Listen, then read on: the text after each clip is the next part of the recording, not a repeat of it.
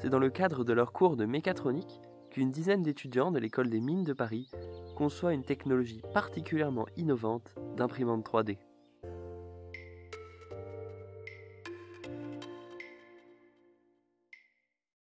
Ce projet a été lancé en partenariat avec l'École nationale supérieure des arts décoratifs de Paris. L'objectif est de pouvoir réaliser des objets d'art de grande taille à l'aide de notre imprimante 3D. Les difficultés principales sont le fait de pouvoir imprimer avec plusieurs matériaux, notamment de la céramique ou du plastique, et de pouvoir imprimer sur des surfaces non planes, par exemple à la surface d'une hémisphère. Pour réaliser notre projet, nous avons scindé notre équipe de 13 mineurs en 3 pôles. Le pôle mécanique, le pôle thermique ainsi que le pôle électronique. Au-delà de l'aspect technique de notre travail, nous sommes également impliqués dans la communication. Nous avons créé un site web, nous avons réalisé un logo en partenariat avec des élèves de BTS Communication du lycée Champlain et nous avons organisé des séances de présentation dans des collèges parisiens. Ce projet est très innovant et nécessite la mise au point de 2 technologies particulières. La première, et elle est inédite, c'est la mise au point d'un plateau inclinable permettant d'orienter l'objet en cours d'impression afin de pouvoir imprimer perpendiculairement à la surface courbe. La deuxième, c'est la mise au point d'une enceinte de régulation thermique afin de pouvoir faire varier la température à l'intérieur de l'enceinte de moins 10 degrés à plus 100 degrés. Il faut donc concevoir une enceinte chauffante et refroidissante.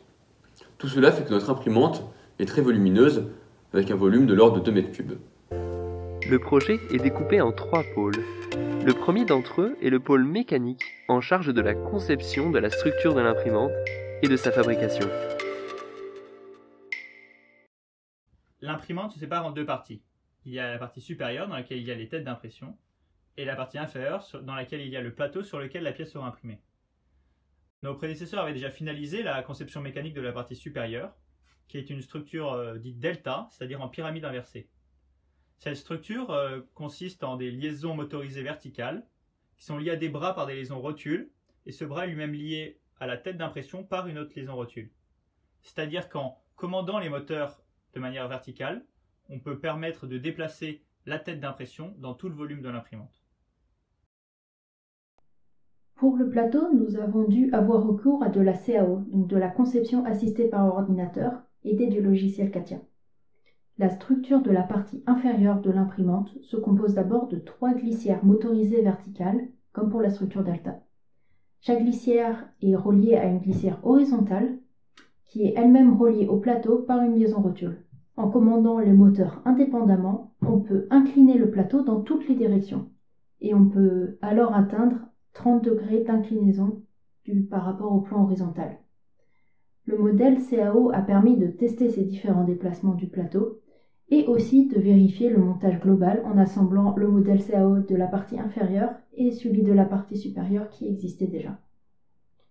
Nous avons finalement un jumeau numérique de ce à quoi l'imprimante ressemblera une fois l'enceinte et la porte d'accès construite et montée sur la structure réelle. Le deuxième pôle est le pôle thermique, qui s'occupe de la conception de la structure de l'enceinte chauffante, ainsi que de son pilotage en température.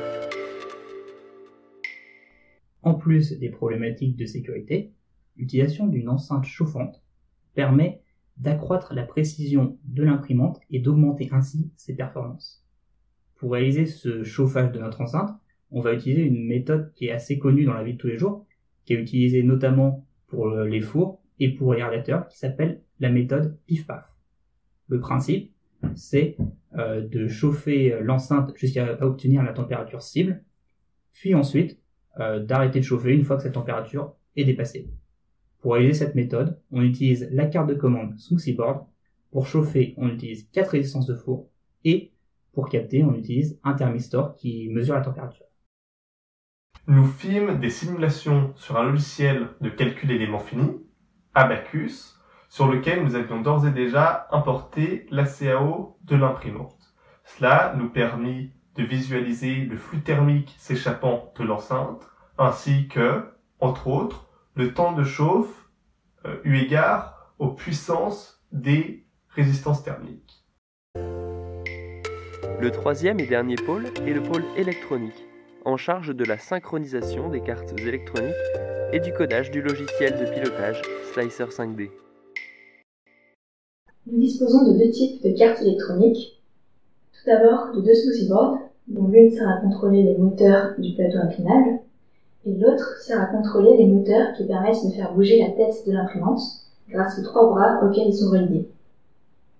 L'autre carte dont nous disposons est une Raspberry Pi qui permet de coordonner les deux cartes de smoothie board que nous avons et ainsi synchroniser les mouvements de la tête et du plateau lors de l'impression.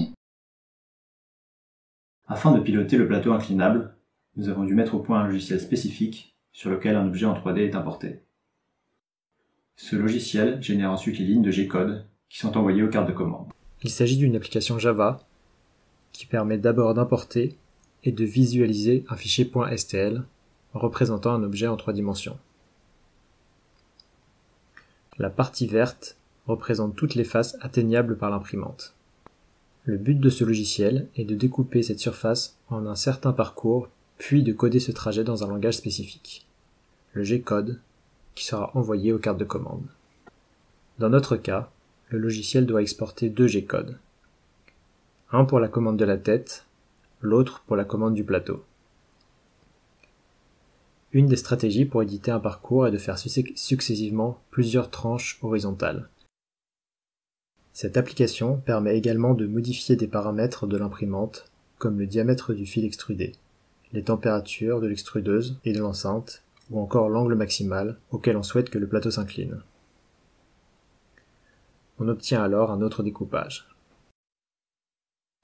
L'utilisateur peut exporter les G-codes qui seront envoyés aux cartes électroniques. Voici l'exemple de G-code généré par le logiciel. En partant à la rencontre des trois pôles, mécanique, thermique et électronique, vous avez ainsi découvert notre projet, l'imprimante 3D Delta.